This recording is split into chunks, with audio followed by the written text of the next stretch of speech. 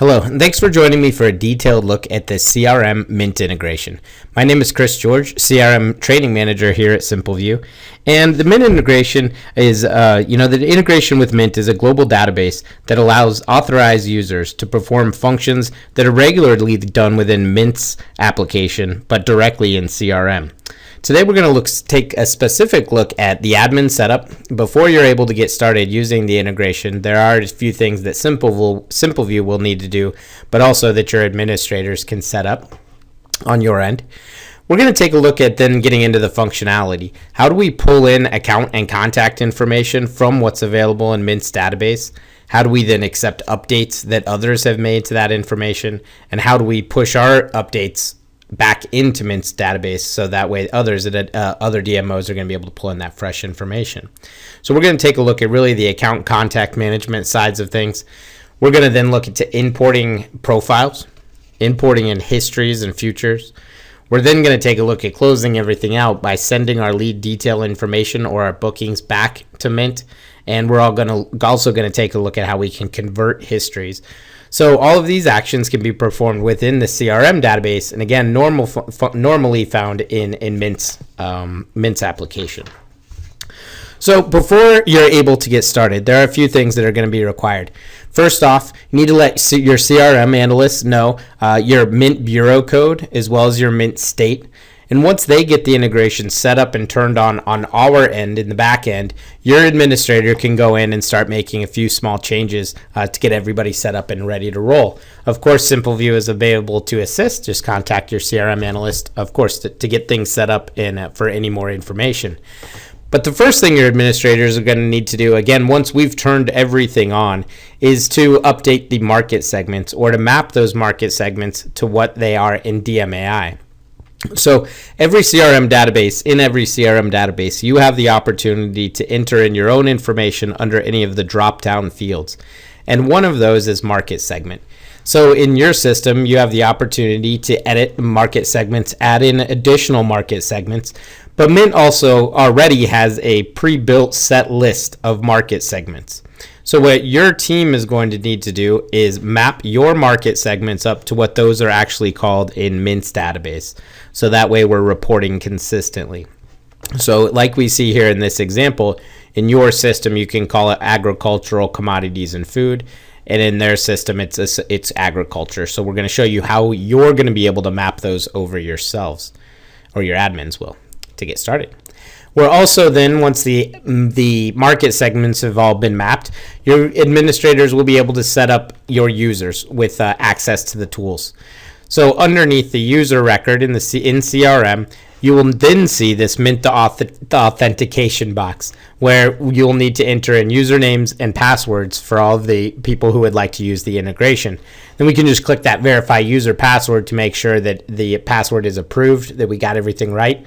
And from that point on, that specific user will have access to all of the tools we're going to see here today.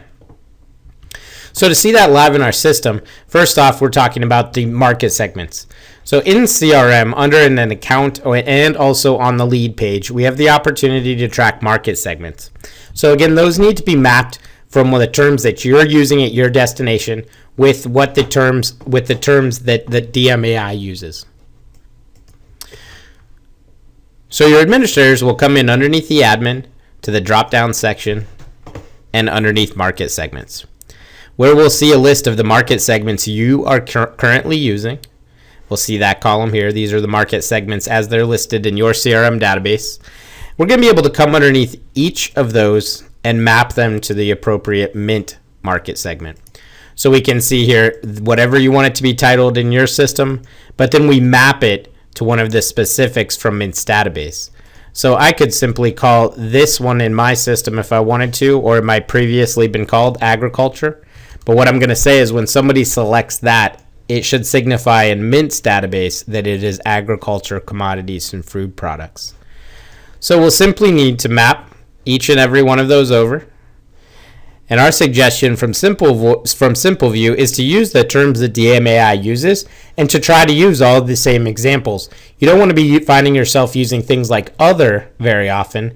If the answer is other, maybe it matches up with one of these standards. So think about using this list And if you need to add in new market segments, your administrators can simply do that by clicking on Add New Market Segment and mapping that to the appropriate Mint code. They can just say Save and New and Save and New. And once those are loaded up and those are all appropriately mapped, you're now able to set up your users with access to use the tools. So again, underneath the admin, your administrators can come under the user section, can edit any of the existing users or add in new users. And once we do that, we'll now see the Mint authentication box. So again, you won't even see this until Simpleview has set up our portion of it. So let us know first. And so if you're not seeing that box, we haven't set you up with access yet. We'll need to complete that process. So your admins can come in and enter in the username and the password for every user, and can just simply click verify user to lock that password and username in, and also just to confirm that you've got it right. So you'll get a small little pop-up here that says congratulations, the password and username are valid.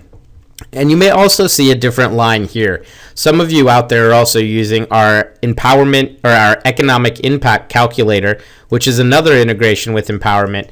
And what you're able to do is set yourself up or set users up with both of the tools that are integrated with Empowerment's applications.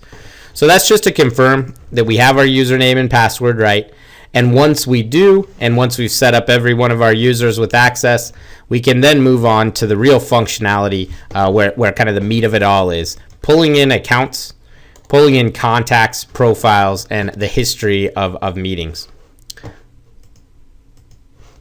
So again, just from the start, the first thing that's going to need to happen is the admin setup. So your administrators will just need to line the market segments up or map those to the appropriate Mint code. The Mint users will then need to be set up with access with their username and password. Just click to verify there. And of course, this is all after letting your Simpleview CRM analyst know your bureau code and your Mint city. So now we're going to talk a little bit about pulling in information from what's available in Mint. So Mint Empowerment is a huge database of accounts, contacts, profiles, and histories of definite bookings that have taken place somewhere inside of the United States and on a rotating basis. So we have a couple of options here. The standard process anytime we're working in CRM when we're meeting a new client is to build the account. Kind of our home base, our starting point is always the account record with some information about the group that's planning the business or their visit. We then pull in our contacts, so of course we have someone to communicate with. We can then build our profile, which is the general information about one of these reoccurring meetings. We then build our lead, which is the specific bid we would send out to our hotels to gather responses for a specific set of dates. So the Mint integration gives us the opportunity to pull that information from what's available in their database. And as DMOs all across the country are contributing their information, contributing to the updating of that information, we all have a valuable resource where we can go to pull out information for prospecting purposes or for communication purposes. So just like with the standard process, maybe we meet a new client at a trade show and we want to come in to see what's available inside of the Mint database. The first step in the process is going to come just like normal to come in to add a new account. But instead of filling out all the information on this form, we will now see this new information box available on this page. So again, if a user isn't seeing this, it's because their user record hasn't been set up just yet. And all we need to do is to click the little ellipse button to search Mint's data by their Mint code or by their account name. So we just type in one of those two things here and hit enter, and we'll see a little grid layout that lists all of the accounts that are available in Mint's database with a little bit of information about those accounts. So I can see the Mint ID and Mint code. I see all of the businesses whose somewhere in their company name matches with what I've entered into the search filter. I see the address of those businesses, the city of those businesses, and the state. So once I find the business that I would like to pull in, and I'm looking for this one right here, the Simpleview Planners, we just click on it, and we can see that it's built out the record with all of the information that was available in Mint's database. So I can continue on into review and add in some more detailed information. Maybe I'm looking at a few things on this page that need to be corrected based on the meeting that I had. Maybe I just met this person and they said their business phone number is changed or they no longer had a fax number. Well, we'll fill in the account. We can always tag it down there, our important tags, and we're going to save that account. So this is just a little message I want everybody to make sure we're aware of when using the integration here. Is this message pops up to tell me, hang on a second, there is already an account in the CRM database with that business name. That's telling me that I may want to go and just find that existing business, and maybe I might need to link it with what's available in Mint, and I'll show you how to do that. Or maybe I just want to use that existing record. It might already be tied to Mint, and I should just be there anyway. So this is just that warning telling you you may be about to enter in a duplicate record. Now I'm going to hit OK. I'm going to enter it in again because for demonstration purposes, I have a few things set up to go along with this. And we'll come right back to it. If we need to just link an existing account, we'll show you in just 1 second. So now what we see is that I changed a few of the fields. I pulled in what was available in Mint's database to create an account record. And down here I see everything that's currently underneath that account record, the information that's in my system and what it matches up to within Mint's database. But then I made one change to the information that matches underneath both records. So we can see here that I changed the phone number to this, but what's available in Mint and what I pulled in is this. So what this page is asking me is, first off, it's telling me that I changed something that's in Mint. And it's asking me if I want to push my changes back to Mint. So again, if I'm looking at this record, and I'm pretty sure, I just spoke to the folks from this business last week at a trade show, and they said this is their new phone number. I probably want to provide that change to the Mint database so others who are pulling out the same account information, they'll get the updated information and we'll have the correct phone number. So I simply check off apply change, and I can say that I'm going to send my update back to Mint. At other times I may look at that information and think, I'm not quite sure, or I don't think I want to send that to Mint. Then you can ignore those changes and it'll leave your data set in CRM alone and will not affect what's available in Mint. So I'm going to go ahead and say yes, I'm going to send that over to Mint. I'm sure what I'm entering in under that account is correct. And now we see that I've created my account record here in CRM. I can see that it's tied to Mint because I now have the little drawer or folder that I can pull out, which includes a little bit of information like the date that this account was created in Mint. And now from this point on, if I come underneath this record at any point and again make a change to the core information that's available or that's tied to what's in Mint, I'm going to be asked if I want to push those changes back over to Mint. I can always apply them or ignore them. And again, once I do, that little message goes away. But then again, going back to what we were talking about earlier, maybe what I do is I do a quick search. I've returned from a trade show, and I do a search to see if the account already exists. Maybe one of my coworkers had previously worked with this business, and instead of entering in or pulling in a duplicate account, I just want to update what's currently on file. So maybe I do a search and I find, the business is already in here. Someone must have worked with them in the past. But I need to tie this existing record back over to CRM. Actually, I'll come in and pull this one here. So what you're going to have the opportunity to do is with any existing account that's in the system, you're going to be able to come in underneath that existing account, and you're going to be able to search to see if that information is already available in Mint or if there is an account in Mint that I can link this with. So this one's a pretty big mouthful, but when I come down now under an existing account, I can come down here and click the search button. We see there's nothing in here right now because this one hasn't been pulled, wasn't pulled, or hasn't been linked with an account in Mint. And I click on that button and it's searching it's just searching off of the business name that's entered in here. So I can come in, search for a different business name, and simply tie the existing account to an account that's in Mint. So maybe I look at it and I say, well, actually, this is the account record that's here, And now when I click that, I've tied two records together. When I make a change, it's going to ask me if I want to push that change back over to Mint, or if I want to, at any time someone at another destination makes a change to the record, it's going to prompt me or ask me if I would like to pull in those updates. And we'll see that in just 1 second. So we either pull in an account when creating a new account straight from Mint by searching underneath the Mint information box, or if we simply want to link an existing account with Mint, we find that existing account, edit the existing account, and in that same search box, we just do a search until we find the one that matches up. So it's very important that they're linked. The first step and the most important step in the process is to link the two account records. We will not be able to pull any additional information about their meetings unless the account is linked, and we won't be able to push any lead or any booking information back to Mint unless the account has first been linked. But from time to time, we may be working underneath the record, and we may find that someone else has updated the content. So another destination has been working with the account, and maybe they updated the phone number and the address. So then what is in the information that is in your system, it no longer becomes valid. Maybe it's been changed and you want to pull in those updates from it. So from time to time, we may come across an account that lists something like this. We've got a big message up at the top that says this account has pending updates from Mint. Please review those.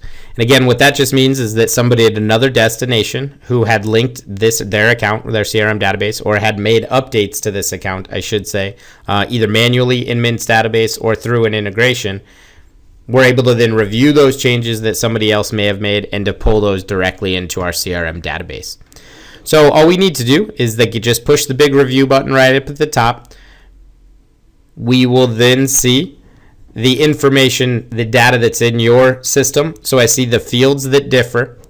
I can see what it's set to in your CRM database, what it's currently set to in Mint. So what this is basically saying is at some point somebody updated the address information. We can see that the address differs and maybe the phone number differs. I'm able to apply those changes or ignore those changes. So I can say yes, pull those changes in from Mint, or no, I'm going to ignore those changes. And what that's going to do is if I said yes and accepted those changes, it'll leave a record underneath the tracking history that the account has been updated. It will also make the updates in your CRM database. If you ignored those changes, the big warning message is going to go away, and it's not going to come back until another person at another destination, or someone, I guess, in your office, updated that same field or a different field to something different. So I've ignored those messages, so the pop-up is gone. So that's saying I ignore those messages. I will not get prompted to review those changes until somebody comes back in and makes another change. So again, we're going to either link or pull in fresh account information by coming underneath the account form and clicking on the Mint information search. We can search Mint's database by the account name or the Mint ID. We see the company name, the address, the city, and the state to help us select which account we would like to pull or sync. Then from time to time, since this is a global database, other destinations may be making changes to the account record. And so from time to time, we may see the account review up at the top, asking us to come in and review the changes that somebody else may have made. So we're able to review the differing data to apply or to ignore those changes to the account page. So we can see the updates that someone at another destination maybe has made to this record. We can approve or deny that change in our CRM database. Again, from time to time, when we make changes, we're going to be prompted to then push those changes back over to Mint's data. So we have the opportunity to apply or to ignore those changes as well. So the next step is to import contacts from Mint's database. And pretty simple. We're either in our normal process, after we've created the account record, our home base, our starting platform, we then need to have somebody to communicate with. So the next step is to always create or to import a contact from Mint. So once we've synced an account with Mint, here's the account we just created, we're going to come down underneath the Contacts tab, And we can pull in contacts from one of two different places. We can either pull those in right here underneath the contact tab, or we'll see in just a few minutes when we move over to pull in the profile information, we can sync contacts at that same point. So doing it the second way underneath the profile tab may save you just a little bit of time. But your first step might be to know, hey, before I even take this next step to the profile page, I don't know how much data is there for me to mine. I'm going to pull in a contact first. So I simply hit import contacts from Mint, and we see all the contacts that are available in Mint's database to be pulled into my CRM database. Anything with a check mark next to it is going to be pulled in. We then have the opportunity here to set the contact type. We know underneath the contact form in our CRM database, the contact type is how we signify if a contact is active, primary or secondary, or inactive, no longer works there. So we can set those on this page. And then we simply hit add link, and it pulls that data right through. So we can see that it now pulled those two contact records in directly from what was available in the Mint application. As I go, I'm going to be able to, again, pull in additional contacts if need be, or I'm going to be able to update this information. Now, it's important to note that the contact page works just a little bit differently than the account page, and a little bit different than we'll see in the following sections. In that, when I make a change to an account, to a contact here in my CRM database, that change is automatically going to be synced with what it synced over to Mint. So we do not have that little warning screen when we make a change. It is going to take that information and pass it over to Mint. So what I mean by that is if I'm now working in my CRM database and I come underneath the record and make changes to any of the tools that are available in here and hit save. Oops, I'm sorry, I've got an extra field that I need to fill out down here at the bottom.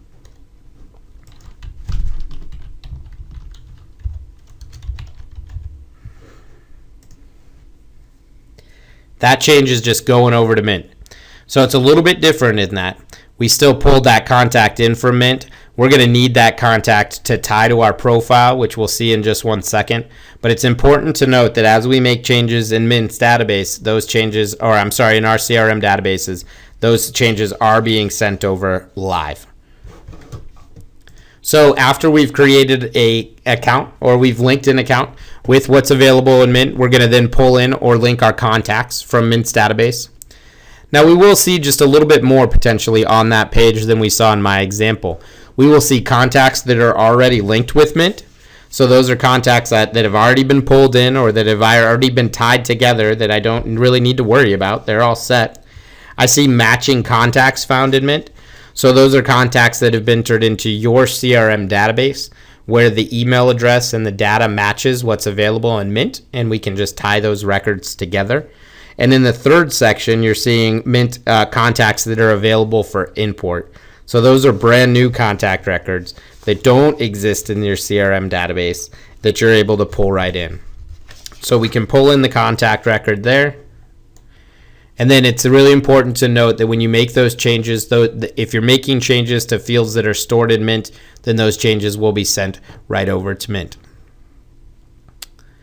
The next step is to import the profiles, or the general information in regards to a rotating, reoccurring meeting. So once we've synced the account and we've pulled in contacts, we can then move to the profile page. Or we can skip the contact sync, and we're going to see another way to sync that data just by clicking on the profile. So again, we might want to see what kind of meetings does this business hold? How many different meetings do they hold? What are some of the details about their meetings? We might not know much about them, but we want to learn what type of meetings they hold, the size of those meetings, to see if we should be prospecting them, and or to put together a bid, to pull in some detailed information to better be able to serve one of our current clients. So once the account is synced, and only when that account is synced, we see the import profile from Mint button. And once I click that, much like we saw with the account and the contact page, it's pulling a list of profiles that are currently in Mint's database that in my example aren't in my database. I can see here are the names of those meetings, the frequency, the regions they're usually held in, the months they may prefer, and I'm able to simply just check off the ones I want to include. Maybe I'm thinking about trying to bid on their semi-annual board meeting. I'm going to include that one and pull it in. That one just looks like some gibberish. That one's a test. I'm going to pull those out of there. Maybe I have the opportunity or might like to review to see if I can bid on their VIP marketing meeting and maybe their regional conference. If I did, or if I had already built a profile in my CRM database, I can link my existing profile to what's available in Mint just by selecting that profile here, making sure it's checked off. And when I click add Mint link to profile, it's just going to pull in all of that information about those recurring meetings directly into my CRM database. So the next step there, we can see that it was asking me to pull in a list of contacts. And I'm sorry, I skipped through that pretty quick.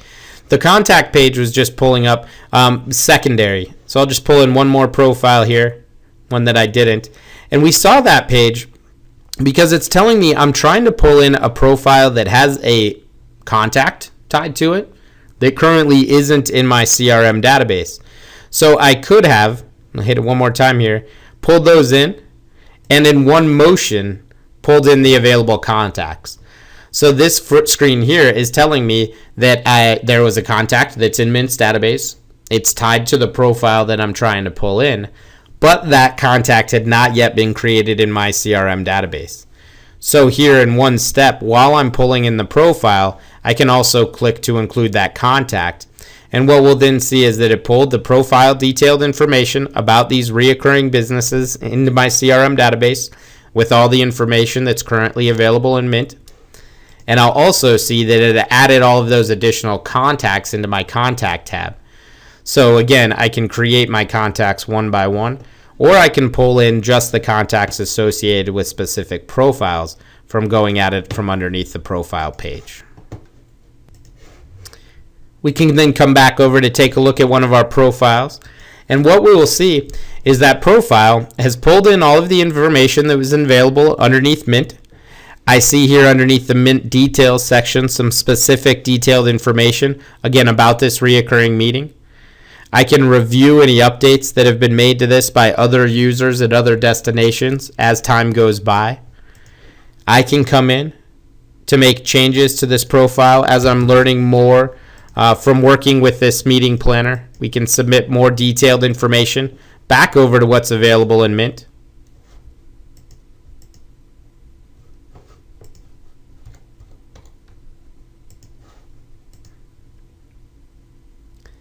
So again, as I make changes, we see that the profile will ask if you would like to submit those changes over to Mint. So for this one, just as an example, we can see that I added a contact to this existing to this profile where there wasn't a contact tied to it before. So this page is asking me, would I like to send my updates over to Mint? And if I'm confident that I have the correct answer, then we should. It's all nice to help each other out just a little bit. We want to make sure that when another DMO goes to pull in this information, this reoccurring meeting information, that they're going to get that updated contact. So I can choose to send that update over to Mint or ignore those updates. And again, from time to time, I'll come across those records where I see that others have made changes to the profile, and I can review those changes and choose to pull those in or ignore those changes as well. So now, once the account is synced, we can then pull in the profiles. During this process, we can again just choose from a list of available profiles. When we choose and hit the search, we're going to be able to review to see any of the information that's available in Mint. We see the name of the meetings. We see the frequency, region, and preferred month. When we see any profile we would like to pull into our CRM database, we simply make sure the Add New Profile is selected and we click the link button. Or if we would like to link an existing profile with what exists in Mint, we can simply click or select one of our existing profiles from the Link Profile dropdown. On the profile page, we're going to see some detailed Mint information. So underneath the Mint section, and we'll take one more look at it, we see some specific things that Mint is requiring or asking. So we can always come back in underneath that profile, we can make changes to any of that specific information. And if need be, we can always review and send our fresh updates right over to Mint. So again, we see the detailed Mint information down below. These are these are fields that are required from Mint standpoint, but traditionally are not in your CRM database underneath the profile page. And again, since Mint is a global database, just like with the account page, profiles can be updated by other destinations. And when they are, you're going to see the Review Mint Updates button up at the top, where you can click to see what's currently in your system, what those fields had been updated to in Mint. You can check off which ones you want to apply and which ones you want to ignore. And again, once you hit ignore, that button will go away from the top of the page, or once you review those changes. That button won't show up again until somebody else makes a change that you need to review. So now that we have the core information about this reoccurring meeting, we have one more step to pull in a little bit more reconnaissance, more profiling, prospecting information. And that's the history and future bookings for this specific meeting. So we may want to know, hey, where was this regional conference held previously? What cities? What type of hotels? Where are they booked for? Where are they already booked in the future? What cities, what destinations, and what type of hotels, and how many people? So we can come underneath the History Future tab.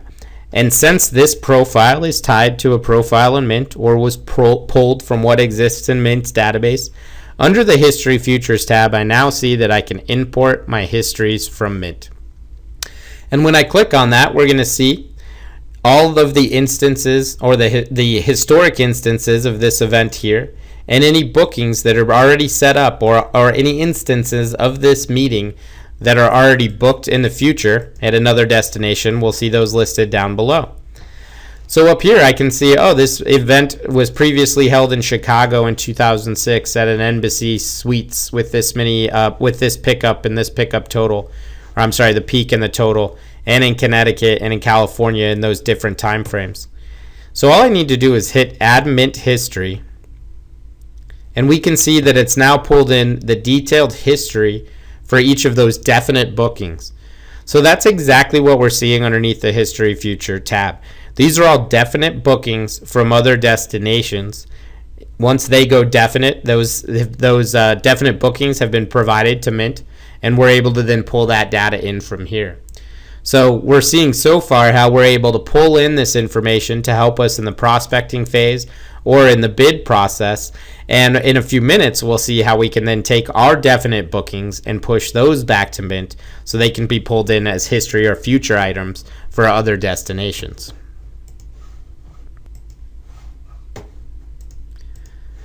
So again, once we've pulled in our profile, we're able to pull in any history or any future bookings for this specific for this specific event. When we click the import button, we will see history. So we'll see historic occurrences of this event, including the dates it was held, the location it was held in, and the property it was held at, the pickup peak, and the pickup total here. We will also see that information for any future bookings. So we'll be able to see the dates that are booked in the future for this event, the location, the hotel it's booked at, and again, the attendance and contract peak there. So we pull that detailed information from